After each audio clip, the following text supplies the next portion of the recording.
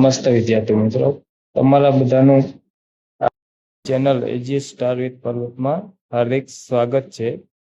આજે આપણે ભણીશું ધોરણ 6 એનો પાઠ બીજો, વાર્તા રે વાર્તા. આ પાઠ છે એના લેખક કોઈ નથી, સંકલિત છે, સંકલિત પાઠ છે. વાર્તા બનાવવાના એક પ્રયોગ હેઠળ તૈયાર થયેલા વાર્તામાં એક હાથી પોતાના ઉન્માદમાં આંબાની ડાળ પરના કાગડીના ઈંડા ફોડી નાખે છે. એ પછી કાગડી પક્ષીઓના રાજા ગરુડ આગળ ફરિયાદ નોંધાવે છે. પક્ષીના હાથી પર આક્રમણ કરીને તેમને શાન ઠેકાણે લાવે છે. અંતે હાથીને તેની ધર્મની બહેન કબૂતરી જણાવે છે કે સાચા દિલથી પસ્તાવો કરનારને માફી મળે છે. આ રીતની આપણે આખી વાર્તા છે. તો આગળ આપણે વાર્તા જોઈએ કે બાળકો બોલી ઉઠ્યા, વાર્તા રે વાર્તા. કરુણાશંકર ગુરુજીએ કહ્યું, તો ચાલો આજે આપણે એક નવી વાર્તા કરીએ. હું વાર્તા શરૂ કરીશ અને પછી વચ્ચેથી છોડી દઈશ. જ્યાંથી છોડી દઈશ ત્યાંથી તમારે એ આગળ ચલાવવાની એવી શરત રાખે છે ગુરુજી, અને વાર્તા કહેવાનું શરૂ કરે છે.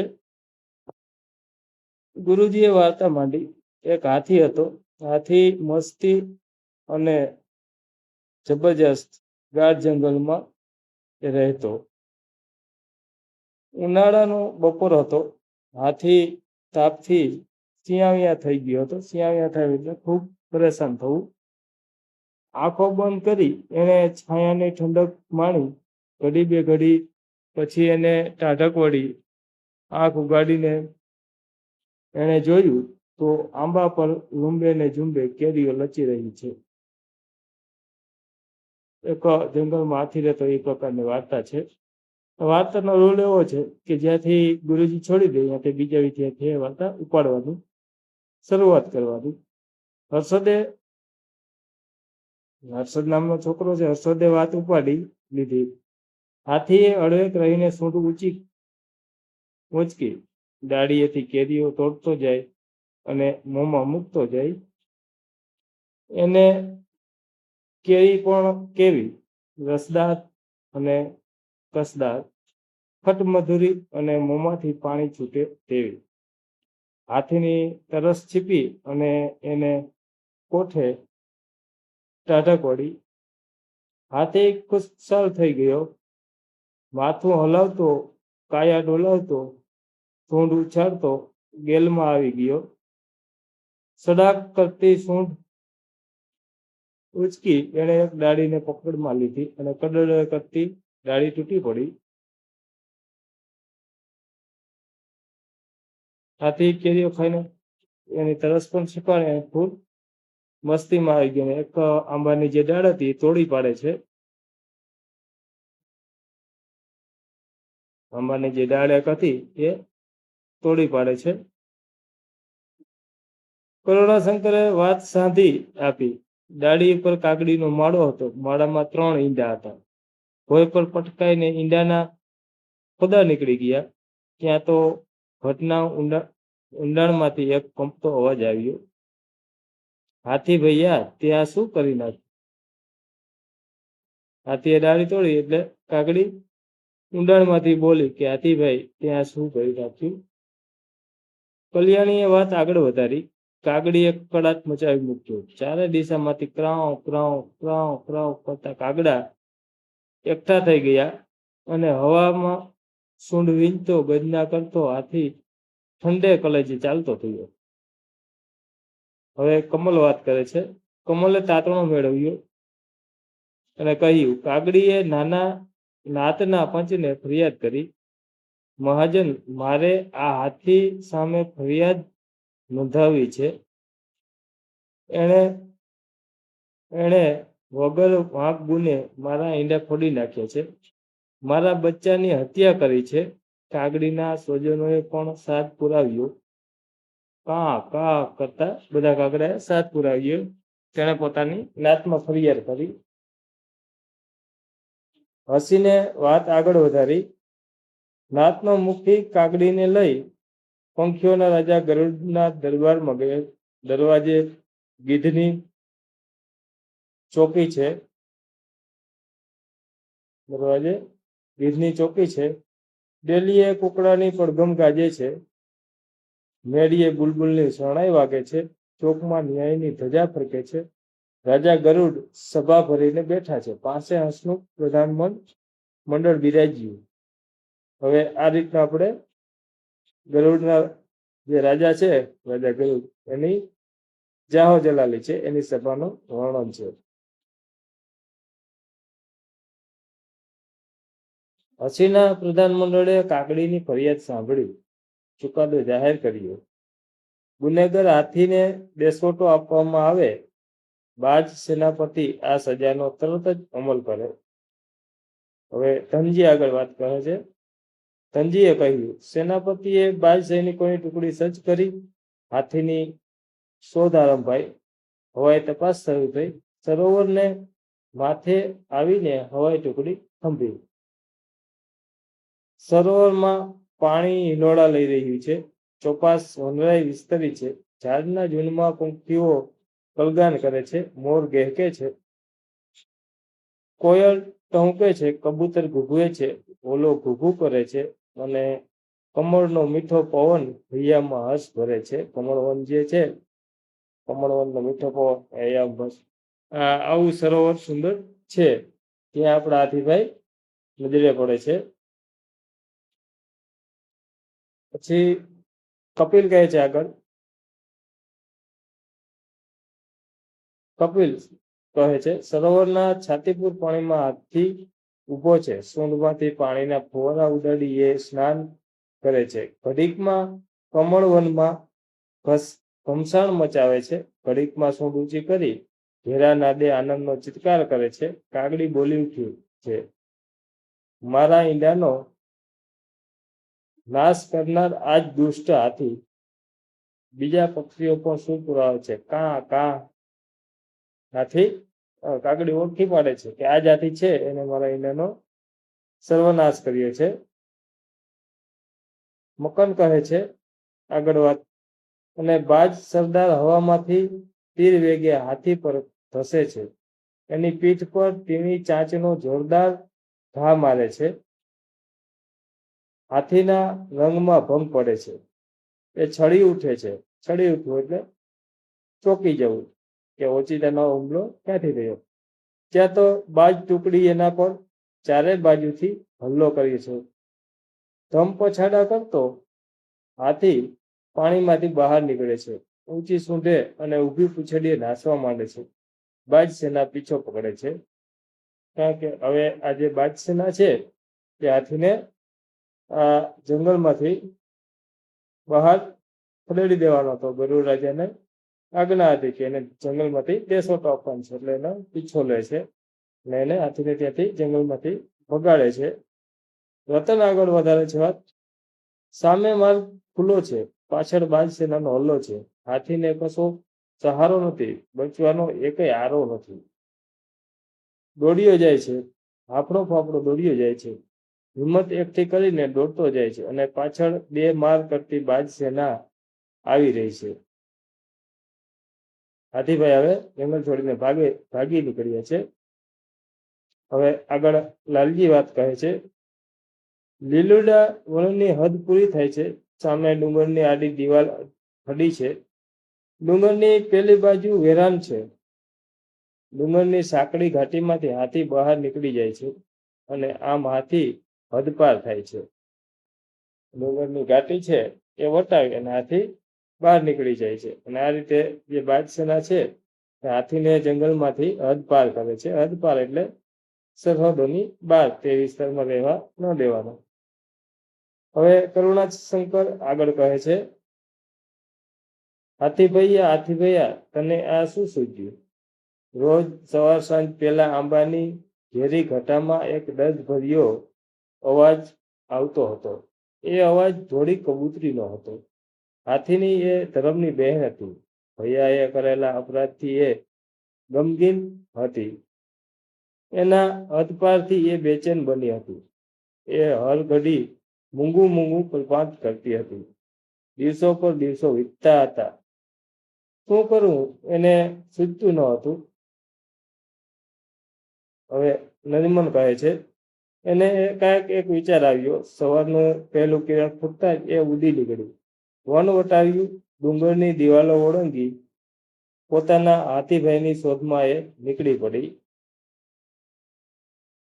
કબૂતરી છે ધોળી એક, એ હાથીભાઈની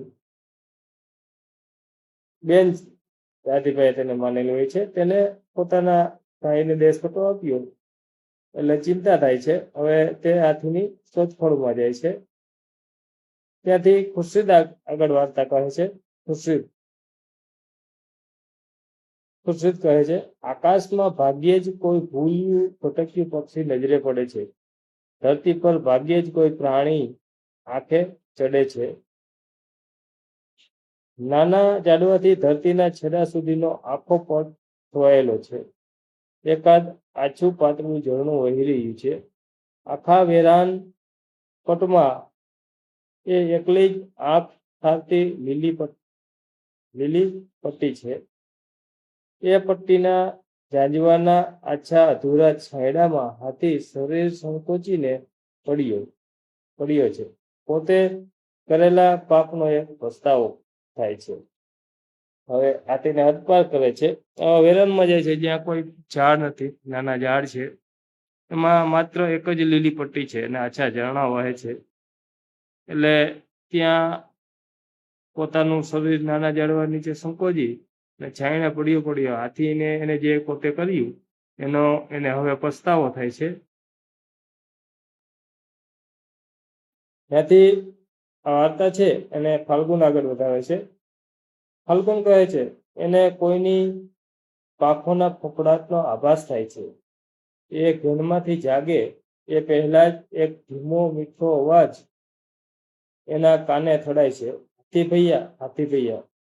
એ આંખ ઉગાડીને જુએ છે તો સામે કબૂતરી આવીને એની સૂંઢ પર બેસી ગઈ. આશ્ચર્યથી અને આનંદથી એ બોલી ઉઠી, કોણ? મારી કપૂરી બહેન? અને એની આંખમાંથી બોર જેવડા આંસુ સરી પડે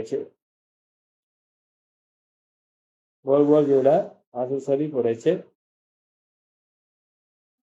વિશાખા કહે છે, કબૂતરી કહે છે, ભૈયા, આનંદના આવેગમાં તું ભાન ભૂલ્યો, ન કરવાનું કરી બેઠો. તારે મન તો હસવું હતું, પણ પેલી બિચારી કાકડીના ઈંડાનો ભાન નીકળી ગયો. આગળ રમણ વાત ચલાવે છે. વાર્તા કહે છે, હાથી કહે છે, બહેન, જોરના તોરમાં હું વિવેક ભૂલ્યો. હસવામાંથી ખસવું થઈ ગયું. આજે એનો મને ખૂબ પસ્તાવો થાય છે. હે બહેન કાકડી, મને માફી આપશે? તે કબૂતરીને વાત કહે છે કે આ કાકડી જે છે એ મને હવે માફ કરશે, મને માફી આપશે. કારણ કે તે પણ હવે ઉજ્જડ જે વેરાન વિસ્તાર છે તેમાં રહીને કંટાળી ગયો હોય છે. રાગુણી કબૂતરી કહે છે, તારા પાપનો તને પસ્તાવો થયો છે. એ પસ્તાવામાં તારું અભિમાન ઓગળી ગયું છે. તું કાકડીની માફી માંગવા તૈયાર થયો છે. મારા મનમાં એક વિચાર આવે છે. હું પક્ષીઓના રાજા ગરુડ પાસે જાઉં અને તારે માટે દયાની યાચના કરું. સાચા દિલનો પસ્તાવો કરનારને માફી મળે જ છે. હવે હાથી કહે છે કે કાકડી મને માફ કરી. લઈને કબૂતરી એની બેન જે છે થોડી, એને વિચાર આવે છે કે હું ગરુડના રાજાને વાત કરીશ અને માફી માગીશ. તે રાજા છે ને કોઈ પણ ભૂલ હોય તો એનો સાચા દિલથી માફી માગીએ તો જરૂર માફી મળે છે. ધીરજ આગળ વાત કરે છે ધીરજ. અને કબૂતરી ઉડીને સીધી રાજા ગરુડ પાસે પહોંચી ગઈ. ગરુડે કબૂતરીની વાત સાંભળી. એણે હાથીની હદપારની સજા માફ કરી. હવે અહીંથી આગળ કરુણાશંકર વાર્તા પૂર્ણ કરે છે. કરુણાશંકર. હવે હાથી પોતાના વનમાં પાછો ફરે છે. એના માથા પર થોડી કબૂતરી બેઠી છે. હર્ષના ગીત ગાતી કબૂતરી એના પેલા આંબાની વાટે દોરે છે. એને પેલો જે આંબો હતો દાળ થોડી તેનો વાટે એટલે રસ લઈ જાય છે. ધીમી ગતિથી એ આંબાની નીચે આવીને ઉભો રહે છે. એ ધીમેથી સૂંઢ ઉંચકે છે અને લાંબો ચિત્કાર કરે છે. એ ચિત્કારથી આંબાની કુંજો ગુંજી ઉઠે છે. કુંજો એટલે આંબાનો જે છાંયો અને જે એના ઝાડ પાનનો ઘેરાવો હોય છે તે બધું. ઝાડના ઝૂંડમાં આ ગર્જનાના પડઘા પડે છે અને મીઠા અવાજે ગાતી કોયલ હાથીને માથે આવીને બેસે છે. કારણ કે હવે બધાએ તેને માફ કરી દીધું છે. હવે આ પાઠના થોડા શબ્દાર્થ અહીં આપેલા છે. સિયાવિયા થવું એટલે ગભરાયેલું અથવા બાવલું. ઘડી બે ઘડી એટલે જરાવાર થોડા વખત માટે. ખોદો એટલે લોચો, અહીં ઈંડાનો લોચો. કકડાટ એટલે કજિયો, રડારોડ, પલપાટ એવો એનો અર્થ થાય છે. ગમગીન એટલે ઉદાસ અથવા ખીન કે દુઃખી પણ આપણે કહી શકીએ. યાચનાનો મતલબ થાય વિનંતી કે પ્રાર્થના. હદપારી એટલે હદપાર કે હદ બાર થવું તે કે જે હદ હોય એની બહાર વહી જવું. હાફડું ફાફડું એટલે ગભરાયેલું અથવા બેબાકડું. ચિત્કાર એટલે ચીસ, કસદાર એટલે રસાળ. આ આપણા શબ્દાર્થ હતા. આગળ થોડા રૂઢિપ્રયોગ છે. મોંમાંથી પાણી છૂટવું એટલે ખાવાની ઈચ્છા થવી. મોંમાં લાળ છૂટવી. ખાણ નીકળી જવો એટલે ભયંકર સહાર થઈ જવો, પાયમાલ થઈ જવી. હસવામાંથી ખસવું થવું એટલે મજાક કરવા જતા ખરાબ પરિણામ આવવું. અભિમાન ઓગળી જવું એટલે ગર્વ જે હોય માણસનો અંદરથી તે જતો રહેવો. ગેલમાં આવી જવું એટલે આનંદમાં આવી જવું અથવા આવવું. અહીં આપણે આ પાઠની સમજૂતી જોઈ. આ વિડીયો તમને જો સારો લાગ્યો હોય તો તમારા મિત્રો સુધી શેર કરજો. વિડીયોને લાઈક કરજો અને હજુ સુધી જો આપણી ચેનલ તમે સબસ્ક્રાઈબ ના કરી હોય તો સબસ્ક્રાઈબ કરી પાસે રહેલ બેલ આઇકન દબાવી દેજો, જેથી આગળના નવા શૈક્ષણિક વિડીયોના નોટિફિકેશન તમને મળતા રહે.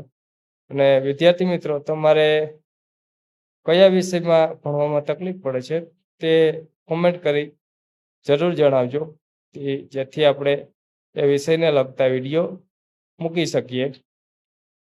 આની આગળના પાઠ પહેલાનો વિડીયો પણ આપણી ચેનલ ઉપર ઉપલબ્ધ છે. તો એજ્યુસ્ટાર વિથ પરબત ચેનલને સબસ્ક્રાઈબ કરી તેની વિઝિટ કરી તે વિડીયો તમે જોઈ શકો છો. હવે આપણે ફરી મળીશું નેક્સ્ટ કોઈ આવા જ શૈક્ષણિક વિડીયો સાથે. ત્યાં સુધી બધા જ જે વિદ્યાર્થી મિત્રો છે તેને આવજો.